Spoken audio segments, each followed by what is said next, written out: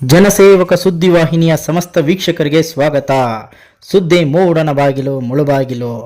ಮುಳುಬಾಗಿಲು ತಾಲೂಕು ಮುತ್ಯಾಲಪೇಟೆ ನಿವಾಸಿ ರಮೇಶ್ ಅವರ ಮಕ್ಕಳಾದ ಮೌನಿಕಾ ಹಾಗೂ ತನುಶ್ರೀ ಜ್ಞಾನವಾಹಿನಿ ಇಂಟರ್ನ್ಯಾಷನಲ್ ಶಾಲೆಯ ವಿದ್ಯಾರ್ಥಿಗಳು ಆಗಿದ್ದು, ದಿನಾಂಕ 24ರಂದು ಶಾಲೆಗೆ ಹೋಗುವ ನೆಪದಲ್ಲಿ ಮನೆಯಿಂದ ಬಂದು ಶಾಲೆಗೆ ಗೈಜರಾಗಿದ್ದು, ಇದನ್ನು ಮನಗೊಂಡ ಜ್ಞಾನವಾಹಿನಿ ಶಾಲೆಯ ಆಡಳಿತ ಮಂಡಳಿ ಚಂದ್ರಶೇಖರ್ ಮತ್ತು ಶಮಿತಾ ಕೂಡಲೇ ಮಕ್ಕಳ ಪೋಷಕರಿಗೆ ವಿಚಾರ ಮುಟ್ಟಿಸಿ ಪೊಲೀಸ್ ಠಾಣೆಯಲ್ಲೂ ದೂರು ನೀಡುವುದರ ಮೂಲಕ ಕಾರ್ಯಾಚರಣೆಯಲ್ಲಿ ಪೊಲೀಸ್ ಇಲಾಖೆ, ಸಾರ್ವಜನಿಕರು, ಪ್ರಗತಿಪರ ಚಿಂತಕರು ಪ್ರತ್ಯಕ್ಷ ಮತ್ತು ಪರೋಕ್ಷವಾಗಿ ಸಹಕಾರ ನೀಡಿದ್ದು, ಸಾಮಾಜಿಕ ಮಾಧ್ಯಮದಲ್ಲಿ ಅತ್ಯಂತ ವೇಗವಾಗಿ ಪ್ರಚಾರ ಮಾಡಿದರು. ಇದರ ಪ್ರತೀಕವಾಗಿ ಅದೇ ದಿನವೇ ವಿದ್ಯಾರ್ಥಿಗಳು ಪತ್ತೆಯನ್ನು ಹಚ್ಚಿದ್ದು, ಈ ಮೂಲಕ ಪೊಲೀಸ್ ಇಲಾಖೆ ಸೈ ಎನಿಸಿಕೊಂಡಿದ್ದು, ವಿದ್ಯಾರ್ಥಿಗಳು ಕೌಟುಂಬಿಕ ವಿಚಾರದಿಂದ ಮನೆಯನ್ನು ತೊರೆಯುವ ಪ್ರಯತ್ನ ಮಾಡಿದ್ದು, ಈಗ ವಿದ್ಯಾರ್ಥಿಗಳು ಶಾಲೆಗೆ ಹೋಗುತ್ತಿದ್ದಾರೆ. ವಿದ್ಯಾರ್ಥಿಗಳು ಈಗಾಗಲೇ ಸಿಕ್ಕಿದ್ದರೂ ಸಹ ಈ ವಿಚಾರವು ನಿರಂತರವಾಗಿ ಒಬ್ಬರಿಂದ ಮತ್ತೊಬ್ಬರಿಗೆ ಸಾಮಾಜಿಕ ಮಾಧ್ಯಮಗಳ ಮುಖಾಂತರ ಪ್ರಸಾರವಾಗುತ್ತಿದ್ದು, ಇದನ್ನು ಇಲ್ಲಿಗೆ ನಿಲ್ಲಿಸಬೇಕೆಂಬುದು ಮಕ್ಕಳ ಪೋಷಕರು ಮತ್ತು ಶಾಲೆಯ ಆಡಳಿತ ಮಂಡಳಿ ಮನವಿ ಮಾಡಿದರು. ಈ ಸಂದರ್ಭದಲ್ಲಿ ಜ್ಞಾನವಾಹಿನಿ ಇಂಟರ್ನ್ಯಾಷನಲ್ ಶಾಲೆಯ ಆಡಳಿತ ಮಂಡಳಿ ವಿಚಾರಿಸಿದಾಗ, ಉತ್ತಮವಾದ ಶಾಲಾ ವಾಹನಗಳು, ಪ್ರತಿದಿನವೂ ಪ್ರತಿಯೊಂದು ಶಾಲಾ ಕೊಠಡಿಗೆ ಸಿಸಿ ಕ್ಯಾಮೆರಾಗಳನ್ನು ಅಳವಡಿಕೆ ಮಾಡಿದ್ದು, ಶಾಲೆಯ ಸುತ್ತಲೂ ಉತ್ತಮವಾದ ಕಾಂಪೌಂಡ್ ವ್ಯವಸ್ಥೆ, ಉತ್ತಮವಾದ ಗುಣಮಟ್ಟದ ಬೋಧನೆಯ ಜೊತೆಗೆ ವಿದ್ಯಾರ್ಥಿಗಳ ಬಗ್ಗೆ ನಿರಂತರ ಕಾಳಜಿಯನ್ನು ನಮ್ಮ ಜ್ಞಾನವಾಹಿನಿ ಇಂಟರ್ನ್ಯಾಷನಲ್ ಶಾಲೆಯಲ್ಲಿ ಮಾಡುತ್ತಿದ್ದು, ಯಾವುದೇ ರೀತಿಯಲ್ಲೂ ನಮ್ಮ ಶಾಲೆಯ ಬಗ್ಗೆ ಕೆಟ್ಟ ಆಲೋಚನೆಗಳಿಗೆ ಅವಕಾಶ ನೀಡದಿರಿ ಎಂದು ತಿಳಿಸಿದರು. ನಮ್ಮ ಸ್ವಂತ ಮಕ್ಕಳಂತೆ ಪ್ರತಿ ವಿದ್ಯಾರ್ಥಿಯ ಬಗ್ಗೆ ಕಾಳಜಿಯನ್ನು ನೀಡುವಂತಹ ಸಂಸ್ಥೆ ನಮ್ಮದು. ನಮ್ಮ ಶಾಲೆಯ ಬಗ್ಗೆ ನಮ್ಮ ಎಲ್ಲ ವಿದ್ಯಾರ್ಥಿಗಳ ಪೋಷಕರಿಂದಲೇ ಮಾಹಿತಿಯನ್ನು ಪಡೆಯಬಹುದಾಗಿ ತಿಳಿಸಿದರು. ನಮಸ್ಕಾರ. ಮೊದಲಿಗೆ ಏನಪ್ಪಾ ಅಂದ್ರೆ, ಈಗ ಮೊನ್ನೆ ಮಕ್ಕಳ ಬಗ್ಗೆ ತುಂಬಾ ಎಲ್ಲರೂ ಸಪೋರ್ಟ್ ಮಾಡಿದ್ದಾರೆ. ಸೊ ಪೊಲೀಸ್ ಇಲಾಖೆ ಆಗ್ಬೋದು, ಮತ್ತೆ ಸಾರ್ವಜನಿಕರಾಗ್ಬೋದು, ನಮ್ಮ ಕರ್ನಾಟಕ ಜನತೆ ಆಗ್ಬೋದು, ಸುಮಾರು ಜನ ತುಂಬಾ ಖುಷಿಯಾದ ವಿಷಯ. ಯಾಕಂದ್ರೆ ಮಕ್ಕಳು ಮಿಸ್ ಆಗಿದ ತಕ್ಷಣ ಸುಮಾರು ಎಲ್ಲರೂ ಶೇರ್ ಮಾಡಿ ಅವ್ರದ್ದೇ ಆದಂತ ಒಂದು ಸಹಾಯ ಮಾಡಿದ್ದೀರಾ. ಇದಕ್ಕೆ ನಾನು ಹೃದಯಪೂರ್ವಕ ಧನ್ಯವಾದ ಹೇಳ್ತೀನಿ. ಎಸ್ಪೆಷಲಿ ನಮ್ಮ ಪೊಲೀಸ್ ಇಲಾಖೆಗೆ ನಾನು ಹೃದಯಪೂರ್ವಕ ಧನ್ಯವಾದ ಹೇಳ್ತೀನಿ. ಅದೇ ರೀತಿ ನಮ್ಮ ಜ್ಞಾನವಾಹಿನಿ ಸಂಸ್ಥೆ, ಈಗ ಮಕ್ಕಳನ್ನು ನಮ್ಮ ವ್ಯಾನ್ ಹತ್ತಿಲ್ಲ ಅಂದ್ರೂ, ಸ್ಕೂಲ್ಗೆ ಬಂದಿಲ್ಲ ಅಂದ್ರೂ, ನಾವು ನಮ್ಮ ಸ್ಟಾಫ್ ಆಗ್ಬೋದು, ನಮ್ಮ ಟೀಚರ್ಸ್ ಆಗ್ಬೋದು, ತುಂಬಾ ಚೆನ್ನಾಗಿ ಸಪೋರ್ಟ್ ಮಾಡಿದ್ದಾರೆ. ಆಕ್ಚುಲಿ ನಮ್ಮ ಮಕ್ಕಳು ನಮ್ಗೆ ಈವ್ನಿಂಗ್ ಸಿಕ್ಕಿದೆ, ನಮ್ಗೆ ತುಂಬಾ ಖುಷಿ ಆಯ್ತು. ಇನ್ನೊಂದೇನಪ್ಪ ಅಂದ್ರೆ, ನಮ್ಮ ಸ್ಕೂಲ್ಗೂ ಈಗ ಮಕ್ಕಳು ಚೆನ್ನಾಗಿ ಓದ್ತಾ ಇದ್ದಾರೆ. ಈಗ ಯಾವ ರೀತಿ ಕೇರಿಂಗ್ ಇರುತ್ತಪ್ಪ ಅಂದ್ರೆ, ಆಲ್ಮೋಸ್ಟ್ ನಮ್ ಬಂದಿರೋ ಪೇರೆಂಟ್ಸ್ಗೆ ಗೊತ್ತಾಗತ್ತೆ ಹೇಗಿದೆ ಕೇರಿಂಗ್ ಹೇಗಿದೆ ಅಂತೇಳಿ.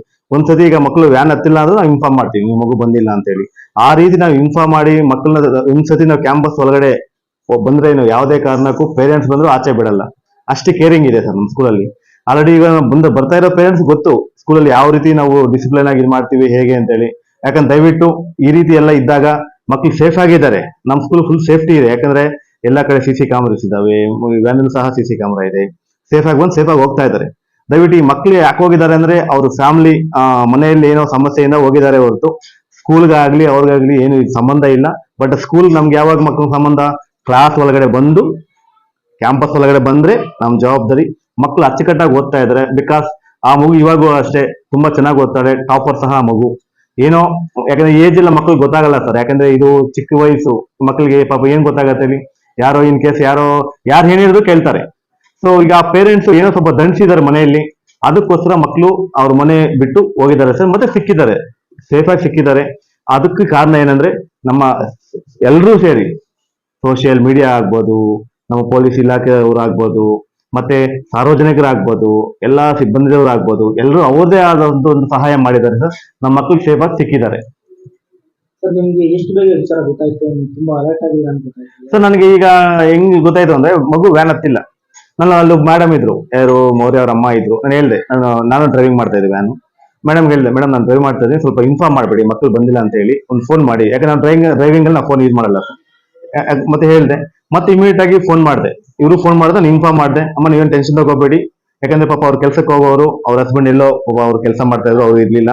ಮತ್ತೆ ನಾವೇಮ್ಮ ತಲೆ ಕೆಡಿಸ್ಕೋಬೇಡಿ, ಟೆನ್ಷನ್ ತಗೋಬೇಡಿ, ನಾವು ಇದೀವಿ ಅಂತ ಹೇಳಿ ಅವ್ರ ಜೊತೆಗೆ ನಮ್ಮ ಶಮಿತಾ ಮೇಡಮು, ನಮ್ಮ ಸ್ಟಾಫು, ಮಂಜುನಾಥ್ ಸರ್, ನಾವು ಎಲ್ಲ ಹೋಗಿ ಪೊಲೀಸ್ ಸ್ಟೇಷನ್ ಹತ್ರ ಹೋಗಿ ಅವ್ರು ಕಂಪ್ಲೇಂಟ್ ಕೊಟ್ಟು, ಯಾಕಂದ್ರೆ ಆಲ್ರೆಡಿ ಅವ್ರಿಗೆ ಫೋನ್ ಮಾಡಿ ಫಸ್ಟ್ ಹೋಗಿ ನಾನು ಕಂಪ್ಲೇಂಟ್ ಕೊಡಿ ಫಸ್ಟ್ ಅಂತ ಹೇಳಿ, ಮತ್ತೆ ಅವ್ರ ಜೊತೆಗಿದ್ದು ಸೊ ಎಲ್ಲರೂ ತುಂಬಾ ಸಪೋರ್ಟ್ ಮಾಡಿದ್ರು ಸರ್. ಪೊಲೀಸ್ ಇಲಾಖೆ ಅವರಂತೂ ಭಾರಿ ಕಷ್ಟಪಟ್ರು, ಅದರಲ್ಲಿ ಎಣ್ಣೆ ಮಾತೇ ಇಲ್ಲ ಸರ್. ಈ ವಿಚಾರವಾಗಿ ಪೋಷಕರಿಗೆ ಏನಾದ್ರು ವಿಶೇಷವಾಗಿ ಸರ್ ನಾನು ಪೋಷಕರಿಗೆ ಏನು ವಿಶೇಷವಾಗಿ ತಿಳಿಸ್ತೇನೆ ಅಂದ್ರೆ, ದಯವಿಟ್ಟು ಮಕ್ಕಳಿಗೋಸ್ಕರ ಅಟ್ಲೀಸ್ಟ್ ಒಂದು 10 ನಿಮಿಷ ಟೈಮ್ ಕೊಡಿ ಸರ್. ಯಾಕಂದ್ರೆ ಈ ಕೆಲವೇ ಮಾಡ್ತಾರೆ, ಮನೆಯಲ್ಲಿ ಏನೋ ಅವ್ರ ಕೆಲಸದ ಅಭಾವದಿಂದ ಮಕ್ಕಳನ್ನ ಅವ್ರನ್ನೇ ಕಲ್ಸ್ಬಿಡ್ತಾರೆ ವ್ಯಾನ್ ಹತ್ತೋದು. ಸೊ ದಯವಿಟ್ಟು ನೀವು ಖುದ್ದಾಗಿ ಹೋಗ್ಬಿಟ್ಟು ಮಕ್ಕಳನ್ನ ವ್ಯಾನ್ ಹತ್ಬಿಟ್ಟು ಮತ್ತೆ ಸಾಯಂಕಾಲ ಪಿಕಪ್ ಮಾಡ್ಕೊಳ್ಳಿ ಸರ್. ಯಾಕಂದ್ರೆ ಈಗ ಸಮಸ್ಯೆ ತುಂಬಾ ಇದೆ. ಯಾಕಂದ್ರೆ ನಮ್ಮ ಮಕ್ಕಳು ಒಳ್ಳೆಯವರಾದ್ರೂ ಸಮಾಜ ಆ ರೀತಿ ನಿಮಗೆ ಗೊತ್ತಾಗಿ ಸುಮಾರು ಪ್ರಕರಣಗಳಾಗ್ತಾ ಇದೆ, ಯಾವ ರೀತಿ ಮಕ್ಕಳನ್ನ ಈಗ ಆಗ್ತಾ ಇದೆ. ದಯವಿಟ್ಟು ನಿಮ್ಮ ಮಕ್ಕಳ ಬಗ್ಗೆ ನೀವು ಕಾಳಜಿ ವಹಿಸಿ, ದಯವಿಟ್ಟು ನೀವು ಖುದ್ದಾಗಿ ಮಕ್ಕಳನ್ನ ಕರ್ಕೊಂಡೋಗಿ ವ್ಯಾನ್ ಹತ್ಸಿ, ಮತ್ತೆ ಈವ್ನಿಂಗ್ ಬಂದ ತಕ್ಷಣ ವ್ಯಾನ್ ಬಂದ ತಕ್ಷಣ ಪಿಕಪ್ ಮಾಡ್ಕೊಂಡು 5 ನಿಮಿಷ ವೇಸ್ಟ್ ಆದ್ರೂ ಪರವಾಗಿಲ್ಲ, ಮಕ್ಕಳಿಗೋಸ್ಕರ ಮಕ್ಕಳ ಜೀವನ ಇದು, ನೀವೇ ಮಕ್ಕಳನ್ನ ಪಿಕಪ್ ಮಾಡ್ಕೊಂಡು ಹೋಗಿ ವಾಪಸ್ ಮನೆಗೆ ಕರ್ಕೊಂಡು ಹೋಗಿ. ಇನ್ನೊಂದು, ಯಾವುದೇ ಕಾರಣಕ್ಕೂ ಮಕ್ಕಳಿಗೆ ಮೊಬೈಲ್ ಫೋನ್ಸ್ ಕೊಡ್ಬೇಡಿ ಸರ್. ಅದನ್ನ ರಿಕ್ವೆಸ್ಟ್ ಆಗಿ ಕೇಳ್ತೀನಿ, ನಂಬಲ್ಲಿ ರಿಕ್ವೆಸ್ಟ್ ಆಗಿ ಕೇಳ್ತಾ ಇದ್ದೀನಿ ಎಲ್ಲರಿಗೂ ಅಷ್ಟೇ, ಯಾವುದೇ ಕಾರಣಕ್ಕೂ ಮೊಬೈಲ್ ಫೋನ್ಸ್ ಕೊಡ್ಬೇಡಿ ನಿಮ್ಗೆ. ಯಾಕಂದ್ರೆ ಈಗ ಮಕ್ಕಳಿಗೆ ಗೊತ್ತಾಗಲ್ಲ ಯಾವ್ದು ಒಳ್ಳೇದು ಯಾವ್ದು ಕೆಟ್ಟದ್ದು ಅಂತ ಗೊತ್ತಾಗಲ್ಲ. ಯಾಕಂದ್ರೆ ಮೊಬೈಲ್ ಫೋನ್ಸ್ ಅಂದ್ರೆ ಒಳ್ಳೇದಕ್ಕೂ ಯೂಸ್ ಆಗುತ್ತೆ, ಕೆಟ್ಟದಕ್ಕೂ ಯೂಸ್ ಆಗುತ್ತೆ.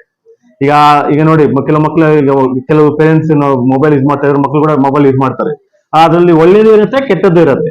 ದಯವಿಟ್ಟು ಮಕ್ಕಳ ಬಗ್ಗೆ ಗಮನ ಇರ್ಲಿ. ನಾವು ಒಂದೇ ಹೇಳೋದು, ಮಕ್ಕಳ ಬಗ್ಗೆ ಗಮನ ಇರ್ಲಿ. ಯಾವುದೇ ಕಾರಣಕ್ಕೂ ಮಕ್ಕಳಿಗೆ ಯಾವ್ದು ಒಳ್ಳೇದು ಯಾವ್ದು ಕೆಟ್ಟದ್ದು ದಯವಿಟ್ಟು ಹೇಳ್ಕೊಡಿ. ಮತ್ತೊಂದೇನು ಅಂತಂದ್ರೆ, ಮಕ್ಕಳಿಗೆ ಅತಿಯಾದ ಪ್ರೀತಿ ತೋರಿಸೋದು ಅಥವಾ ಮಕ್ಕಳ ಜೊತೆ ಸೌಜನ್ಯದಿಂದ ಇಲ್ಲದೆ ಕಾಲವನ್ನು ಕಳೆದೇ ಇರುವಂತ ಒಂದು ಪೋಸ್ಟ್ರಿಂದ ಇಂಥ ಒಂದು ಘಟನೆಗಳು ನಡೀತಾ ಇದೆ ಅಂತ ಎಲ್ಲೋ ಒಂದು ಕಡೆ ಈಗ ಆಬ್ವಿಯಸ್ಲಿ ನಿಜ ಸರ್. ಯಾಕಂದ್ರೆ ಮಕ್ಕಳಿಗೆ ಟೈಮ್ ಕೊಡಲ್ಲ. ಈಗ ಜನರೇಷನ್ ಹೆಂಗಾಗಿದೆ ಅಂದ್ರೆ, ನಾವು ಟೈಮ್ ಇಂದ ಓಡ್ತಾ ಇದೀವಿ, ಟೈಮೇ ಇರಲ್ಲ. ಅಟ್ಲೀಸ್ಟ್ ಮಕ್ಕಳ ಜೊತೆ ಪ್ರೀತಿಯಾಗಿ ಮಾತಾಡಕ್ ಟೈಮ್ ಇರಲ್ಲ, ಪ್ರೀತಿಯಾಗಿ ಊಟ ತಿನ್ಸಕ್ ಟೈಮ್ ಇರಲ್ಲ, ಏನೊಂದು ಕೆಲಸದ ಅಭಾವ. ಇನ್ ಕೆಲವರು ಅಂದ್ರೆ ಏನಂದ್ರೆ, ಅಟ್ಲೀಸ್ಟ್ ತಂದೆ ತಾಯಿ ಪ್ರೀತಿನೇ ಸಿಗಲ್ಲ, ಯಾರೋ ನೋಡ್ಕೊಂಡು. ಅವಾಗ ಮಕ್ಕಳಿಗೆ ಏನ್ ಗೊತ್ತಾಗತ್ತೆ? ಈಗ ಮಕ್ಕಳ ತಂದೆ ತಾಯಿ ಪ್ರೀತಿ ತುಂಬಾ ಇಂಪಾರ್ಟೆಂಟ್, ಮಕ್ಕಳಿಗೆ ಟೈಮ್ ಕೊಡ್ಬೇಕು. ಸೊ ಅವಾಗ ಯಾವಾಗ ಟೈಮ್ ಕೊಡ್ತೀವಿ ಮಕ್ಕಳ ಭಾವನೆ ಗೊತ್ತಾಗತ್ತೆ, ಅವಾಗ ಯಾವ್ದು ಒಳ್ಳೇದು ಯಾವ್ದು ಕೆಟ್ಟದ್ದು ನಾವು ಹೇಳ್ಕೊಡ್ಬೋದು. ಸೊ ಆ ಒಂದು ದೃಷ್ಟಿಯಿಂದ ಮಕ್ಕಳಿಗೆ ಟೈಮ್ ಕೊಡ್ಬೇಕು ಸರ್. ಮತ್ತೊಂದು ವಿಶೇಷವಾಗಿ ಏನಂದ್ರೆ, ನಿಮ್ಮ ಶಾಲೆಯಲ್ಲಿ ರಕ್ಷಣೆ ಯಾವ ರೀತಿ ಇದೆ, ಯಾವ ರೀತಿ ಎಲ್ಲ ನೀವು ಅಳವಡಿಸಿಲ್ಲ ಸರ್? ಈಗ ನಮ್ಮ ಶಾಲೆಯಲ್ಲಿ ರಕ್ಷಣೆ ಅಂದ್ರೆ ತುಂಬಾ ಚೆನ್ನಾಗಿದೆ ಸರ್. ತುಂಬಾ ಸೆಕ್ಯೂರಿಟಿ ಇದೆ, ಹೈ ಸೆಕ್ಯೂರಿಟಿ ಇದೆ ನಮ್ಮ ಶಾಲೆಯಲ್ಲಿ. ಪ್ರತಿಯೊಂದು ರೂಮ್ಗೂ CC ಕ್ಯಾಮ್ರಾ ಅಳವಡಿಕೆ ಮಾಡಿದೀವಿ. ಆ ಸ್ಕೂಲ್ ಸುತ್ತೂ CC ಕ್ಯಾಮ್ರಾ ಇದೆ. ಇನ್ಕೇಸ್ ವ್ಯಾನ್ ಅಲ್ಲೂ ಸಹ CC ಕ್ಯಾಮ್ರಾ ಇದೆ. ಇವನ್ ಒಂದು ಮಗು ಬಂದಿಲ್ಲ ಅಂದ್ರೆ ಇಮಿಡಿಯೇಟ್ ಆಗಿ ನಾವು ಇನ್ಫಾರ್ಮ್ ಮಾಡ್ತೀವಿ. ಯಾಕಂದ್ರೆ ಮಕ್ಕಳು ಪೇರೆಂಟ್ಸ್ ಗೊತ್ತಾಗ್ಬೇಕಲ್ವಾ ಮಗು ಸ್ಕೂಲ್ ಹೋಗಿದೆ ಇಲ್ವಾ ಅಂತ ಹೇಳಿ. ಏನೇ ಇದ್ರು, ಯಾಕಂದ್ರೆ ಸರ್ ಅವ್ರ ಮಕ್ಕಳಲ್ಲ, ನಮ್ಮ ಮಕ್ಕಳು ಸರ್. ಯಾಕಂದ್ರೆ ಸ್ಕೂಲ್ ನಮ್ ಜೊತೆ ಇರ್ತಾರೆ, ನಮ್ಮ ಮಕ್ಕಳು. ಪ್ರತಿಯೊಂದು ನಾವು ಕೇರ್ ಆಗಿ ತಗೋಬೇಕು. ಯಾಕಂದ್ರೆ ಒಬ್ಬ ಪೇರೆಂಟು ಏನಕ್ಕೆ ಸ್ಕೂಲ್ಗೆ ಹಾಕ್ತಾರೆ? ನಮ್ಮ ಮಗು ಚೆನ್ನಾಗಿ ಓದ್ತಾನೆ, ಸೇಫ್ಟಿ ಆಗಿರ್ತಾನೆ ಅಂತಾನೆ. ಸೊ ನಾವು ಫಸ್ಟ್ ಇಂಪಾರ್ಟೆನ್ಸ್ ಮಗುಗೆ ಸೇಫ್ಟಿ ಕೊಡ್ಬೇಕು. ನಾವು ಸೇಫ್ಟಿ ಕೊಟ್ಟು ಮತ್ತೆ ಎಜುಕೇಶನ್ ಕೊಡ್ಬೇಕು ಸರ್. ನಮ್ಮ ಸ್ಕೂಲಲ್ಲಿ ಎರಡೂ ಇದೆ, ಸೇಫ್ಟಿನೂ ಇದೆ, ಎಜುಕೇಶನ್ ಇದೆ. ಎಲ್ಲಾ ಟೀಚರ್ಸ್ ಅಷ್ಟೇ ಅವ್ರ ಮಕ್ಕಳ ತರ, ಅವರು ಒಂದು ತಾಯಿ ತರ ಬಿಹೇವ್ ಮಾಡಿ ಮಕ್ಕಳು ನೋಡ್ಕೊಂತಾ ಇದಾರೆ. ಮತ್ತೊಂದು ಏನಂತಂದ್ರೆ, ಈಗ ಮಕ್ಕಳು ಈಗಾಗಲೇ ಸಿಕ್ಕಿದ್ದಾರೆ, ಶಾಲೆಗೂ ಬರ್ತಾ ಇದ್ದಾರೆ, ಆದ್ರೂ ಕೂಡ ಇದು ಎಲ್ಲೋ ಒಂದ್ ಕಡೆ ವಿಚಾರ ಸ್ಪ್ರೆಡ್ ಆಗ್ತಾ ಇದೆ. ಇದ್ರ ಬಗ್ಗೆ ಹೇಳ್ಬೇಕಂದ್ರೆ ವಿಶೇಷ ದಯವಿಟ್ಟು ನಾನು ಒಂದು ಎಲ್ಲರಾದ್ರೂ ಕಳಕಳಿಗೆ ಮನವಿ ಮಾಡ್ಕೊಂತೀನಿ, ಮಕ್ಕಳು ಸಿಕ್ಕಿದ್ದಾರೆ. ಯಾಕಂದ್ರೆ ಈಗ ಮಕ್ಕಳು ಸಿಕ್ಕಿದ್ದು ನಾವು ಸೋಷಿಯಲ್ ಮೀಡಿಯಾದಲ್ಲಿ ಮಕ್ಕಳು ಕಾಣೆಯಾಗಿದ್ದಾರೆ ಅಂತ ಮಾಡಿದಾಗ, ಅದನ್ನೇ ಏನಾದ್ರೂ ಮಕ್ಕಳಿಗೆ ಮತ್ತೆ ಗೊತ್ತಾದಾಗ ಮತ್ತೆ ಮಕ್ಕಳು ಮನಸ್ಸು ನೋವು ತಿನ್ನುತ್ತೆ. ದಯವಿಟ್ಟು ಮಕ್ಕಳು ಸೇಫ್ಟಿಯಾಗಿ ನಿಮ್ಮೆಲ್ಲರ ಸಹಕಾರದಿಂದ, ನಮ್ಮ ಕರ್ನಾಟಕ ಜನತೆ ಮತ್ತೆ ನಾವು ಎಲ್ಲಾ ಜನರ ಸಾರ್ವಜನಿಕರ ಸಹಕಾರದಿಂದ ಮಕ್ಕಳು ಸಿಕ್ಕಿದ್ದಾರೆ. ನಮ್ಗೆ ಅದೇ ಒಂದು ದೊಡ್ಡ ಖುಷಿ ಸರ್. ದಯವಿಟ್ಟು ಯಾರು ಶೇರ್ ಮಾಡಬೇಡಿ ದಯವಿಟ್ಟು. ಯಾಕಂದ್ರೆ ನೀವು ತುಂಬಾ ಸಹಾಯ ಮಾಡಿದ್ದೀರಾ, ನೀವು ಶೇರ್ ಮಾಡೋದಕ್ಕೆ ಮಕ್ಕಳು ಸಿಕ್ಕಿರೋದು.